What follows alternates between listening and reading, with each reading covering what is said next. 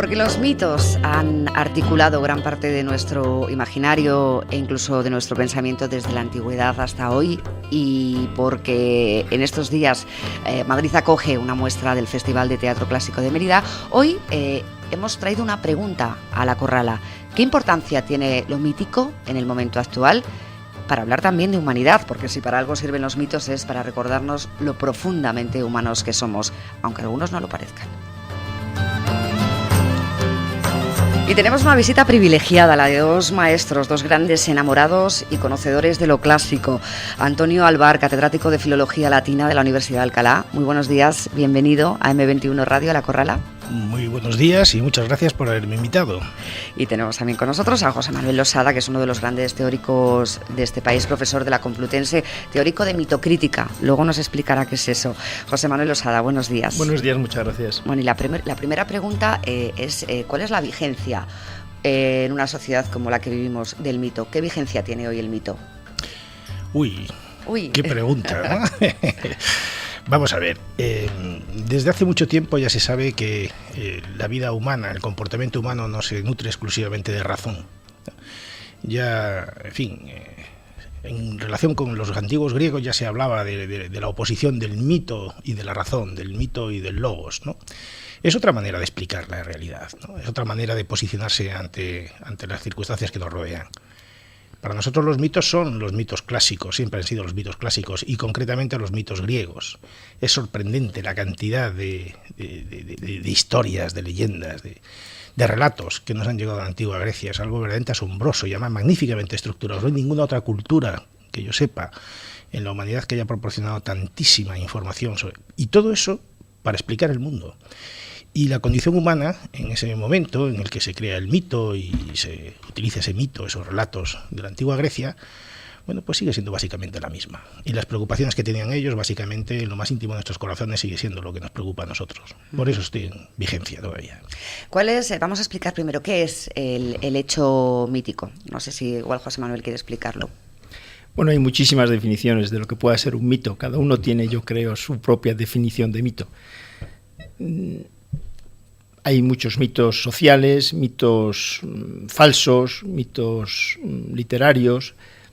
Yo creo que un mito es un relato explicativo, en general, que nos remite a nuestros orígenes, a nuestros fines, y con una vertiente trascendente. Eso yo creo que es lo básico del mito. Así yo definiría, ¿no? Respecto a lo que ha dicho Antonio, yo creo que está todo perfecto. Y él ha dicho que explica una realidad. Yo diría que el mito cuenta verdades. En contra de lo que piensa hoy mucha gente, el mito sería una falsía. Pues no, lo contrario. El mito es algo que cuenta la verdad. Lo que pasa es que lo cuenta de una manera completamente distinta. Yo creo que eso es muy importante. ¿Podríamos poner un ejemplo así breve de una verdad contada con un relato mítico? Sí, por ejemplo, vamos a ver, el mito en el Génesis hay varios mitos. ¿De dónde venimos, no? ¿Por qué tantos hombres y mujeres de nuestra tierra saben que hay algo dentro de ellos que no funciona? Bueno, pues la Biblia habla del pecado original. Cada religión lo explica de una manera. Yo creo que es un ejemplo muy claro, ¿no? Voy a presentar a mi compañero Enrique García Pozo. Esta emisora es una emisora de escuela, está hecha de estudiantes, y Enrique, digamos que es el empollón de la clase. Es él quien propuso este asunto y quien nos propuso también traer hasta La Corrala a Antonio Alvar y a José Manuel Losada. Así que se luzca. Enrique, pregunta. Sí, bueno, por seguir un poco en la senda de lo que estabais diciendo, hablabas de una vertiente trascendente y yo quería preguntar por qué. Porque claro, no solamente nuestra civilización, ¿no? Sino todas las que podemos tener constancia siempre han recurrido a explicaciones fantásticas para explicar el cosmos, el origen del universo, algunas preocupaciones humanas. ¿Por qué siempre se recurre a relatos fantásticos para preguntarse sobre preocupaciones profundamente humanas? Sí, bueno, vamos a ver. Si yo cada vez estoy más convencido de que el hombre es hombre la especie humana es especie humana, independientemente de otras muchas cosas que se dicen, porque deja basuras, porque piensa, sobre todo es hombre porque cuenta historias. Y las historias forman parte esencial de la evolución humana. Si no contáramos historias, no podríamos transmitir experiencias, no podríamos transmitir conocimiento. A mí me gusta imaginarme a nuestros ancestros rodeados en torno a una hoguera contando historias, los mayores a los más jóvenes, y historias en las que tratan de explicarles pues de dónde vienen, qué es el mundo que les rodea, cómo se puede interpretar el futuro. Este tipo de cosas son las que terminan funcionando en la imaginación de los jóvenes, que reciben esa experiencia, que reciben ese conocimiento y que les permiten a su vez acumular nuevas experiencias para transmitirlas a las generaciones siguientes. Y así se constituye el ser humano. Somos gente que cuenta historias. Y justamente ahora también nosotros, si nos reflexionamos, si miramos a nuestro interior, es verdad que nos encanta que nos cuenten historias. A los niños les encanta que les cuenten historias. A todos nos gusta que nos cuenten historias. A mí me gusta mucho la imagen que aparece en la Odisea de Ulises, que llega al reino de los feacios y le dicen, Alcinoo y Arete le dicen, ven, cuéntanos tu historia y te damos de comer. Sencillamente, podéis venir todos, estáis todos invitados, pero por favor, contadnos vuestra historia. Nos importa mucho vuestra historia, porque vuestra historia es la manera en que vosotros habéis percibido el mundo y en que lo queréis transmitir a los demás. Y claro, eso no le podemos exigir a todo el mundo que sea Einstein, o no le podemos exigir a todo el mundo que está Stephen Hawking. Lo que la gente cuenta de la manera que le parece más eficaz, más potente, más empática el mundo que le rodea. Y eso, obviamente, pues se adorna muy bien con el mundo de la imaginación, con el mundo. Pero como decía el profesor José Manuel Losada, al final lo que se están transmitiendo son experiencias, vivencias propias, ¿no?, a las que se les da luego el adorno que se quiera, ¿no? Y esas historias, pues, bueno, lo que resulta sorprendente es que muchas veces son comunes en distintas culturas que no han tenido el más mínimo contacto unas con otras. Uh-huh. Nosotros, cuando hablamos de mitos, pensamos en los mitos clásicos y sobre todo en los mitos griegos. José Manuel Losada, sin embargo, nos ha llevado inmediatamente al mundo del Génesis, a otra cultura, a otra mentalidad, para hablar también de los mitos del Génesis, ¿no? Pero, bueno, hay otros espacios míticos ahí en Egipto y Mesopotamia y en Japón y en Mesoamérica y por todas partes, ¿no? Y nosotros hemos reconstruido nuevos espacios, nuevos relatos míticos a lo largo de nuestra historia occidental. Pero al final lo que estamos haciendo es contar, transmitir experiencias, interpretar el mundo, hacer que los demás aprendan de nuestra experiencia. Bueno, decíamos entonces que el mito es algo común para cualquier civilización, para cualquier cultura. Entiendo que también para cualquier momento. Vamos a ver, a través de un reportaje que ha elaborado Enrique, qué mitos se están construyendo hoy. Hoy ha llegado el momento. Hoy damos la bienvenida a su nueva casa. Hoy recibimos a Cristiano Ronaldo.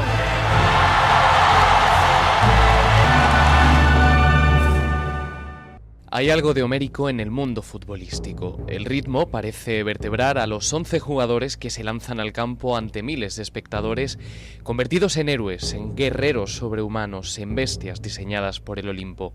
Las luchas entre Messi y Ronaldo adquieren el carácter bélico de la lucha entre Aquiles y Héctor, y en el heroicismo con el que los ganadores levantan ante millones de fieles exaltados la copa ganadora, resuena el eco de victorias homéricas. Convivimos con lo mítico porque nunca hemos salido de él. La mirada extrañada de Odiseo a los cíclopes parte del mismo reconocimiento de la otredad con el que Alvar Núñez Cabeza de Vaca mira a los precolombinos en sus naufragios, o en el drama epistémico de Edipo Rey, que en su búsqueda de la verdad comprueba que cuando tenía ojos no podía ver y que cuando creía saber en realidad no sabía, nos permite reconocer cierta angustia moderna o incluso la náusea existencialista de Sartre.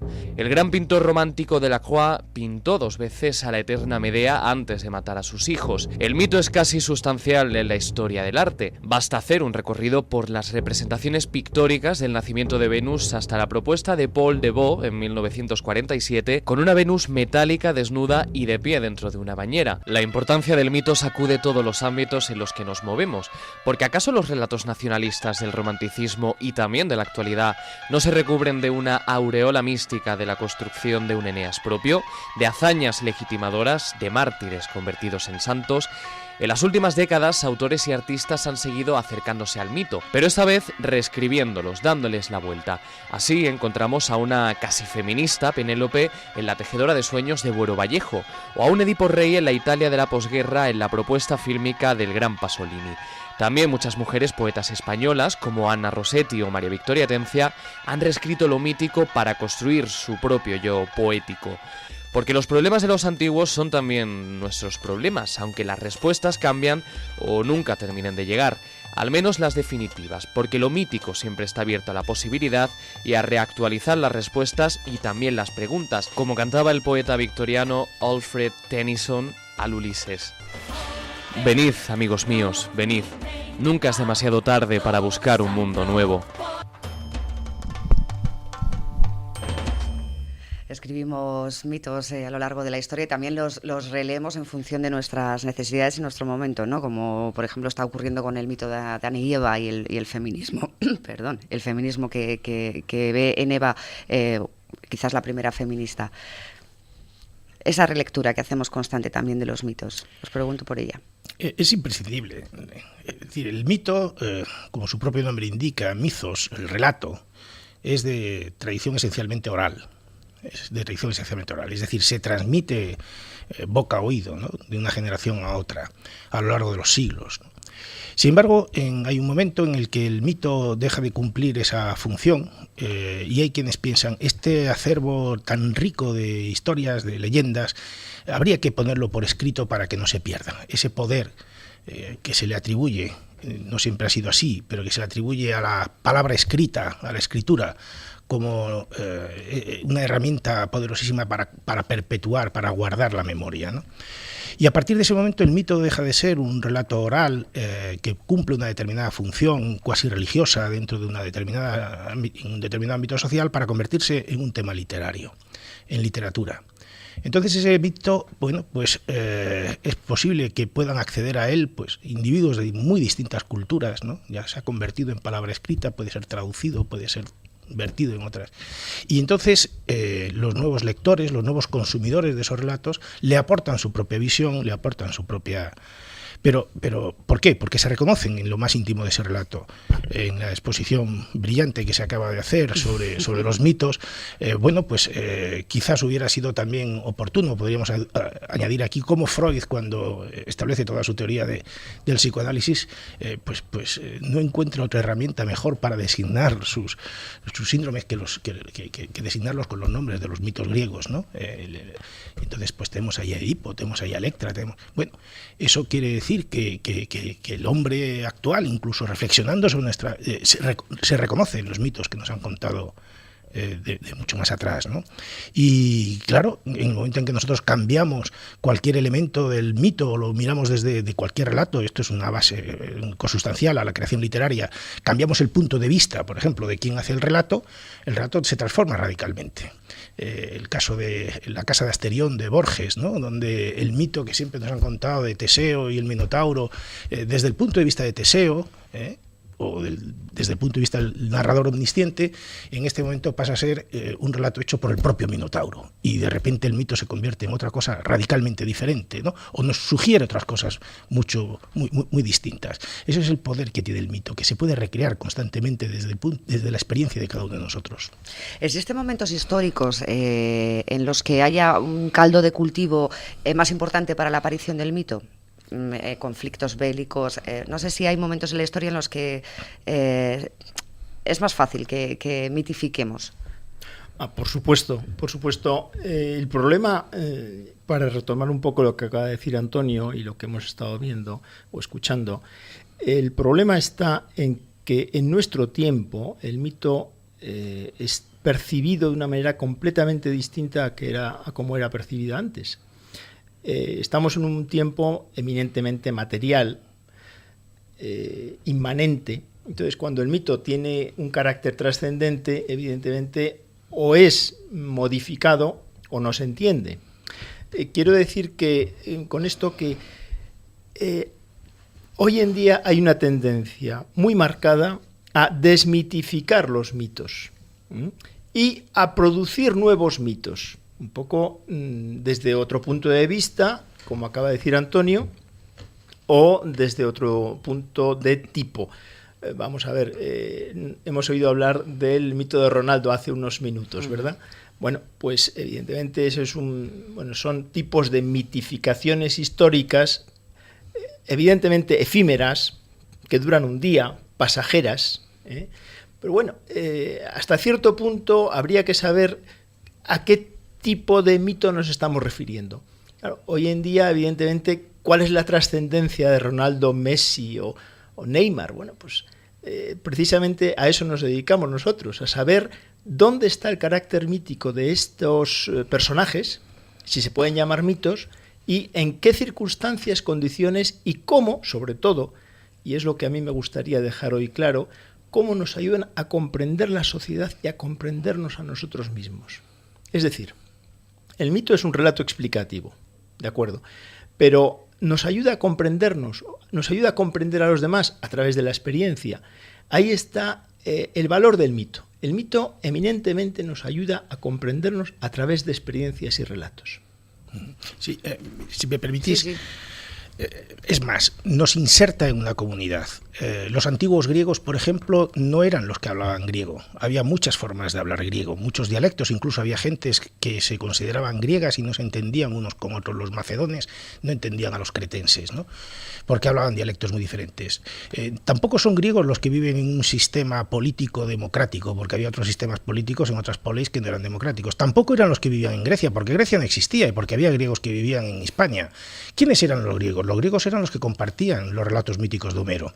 Esta definición que da Nilsson, el gran historiador de las religiones, me parece que es espléndida. El mito te inserta o te hace compartir una determinada comunidad, un imaginario común con los demás y te inserta dentro de una sociedad. De manera que cumple una función de transmisión de experiencia personal, pero también para insertar a la colectividad en una misma realidad. Preguntabas hace un momentín, Cristina, ¿hay momentos particularmente? Pues sí. El mito sobre todo es también el reflejo de los conflictos que tenemos, conflictos con nosotros mismos, conflictos con nuestra sociedad, conflictos con el exterior. La palabra conflicto es inherente al mito. Yo recuerdo que un buen amigo mío, que además es mi hermano, contaba que sorprendentemente el único pueblo de Europa que no tiene relatos míticos es el pueblo suizo. Porque el día que Guillermo Tell acertó a darle a la manzana se acabó el mito, ¿no? Podría haber habido mito si hubiera matado a su hijo. A partir de ese momento hubiéramos tenido un relato espléndido, pero el pobre hombre acertó y se le acabó. Entonces es la perfección. El mundo suizo no da lugar a... Bueno, quizás sea el mito de la perfección lo que el único que sean capaces de transmitirnos, ¿no?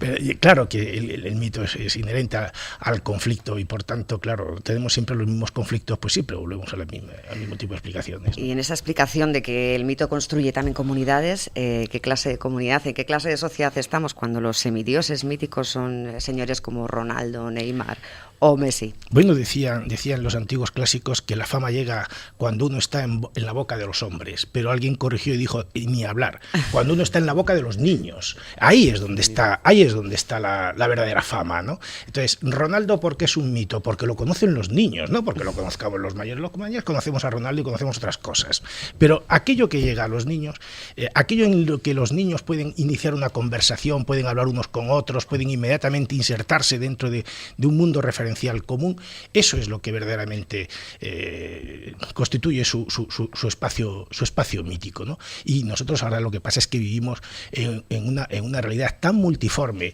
que tenemos muchas tradiciones míticas que están confluyendo. Hay para quienes es un mito, son un mito o son dioses míticos los Rolling Stones. Para mí no, en absoluto, y con perdón.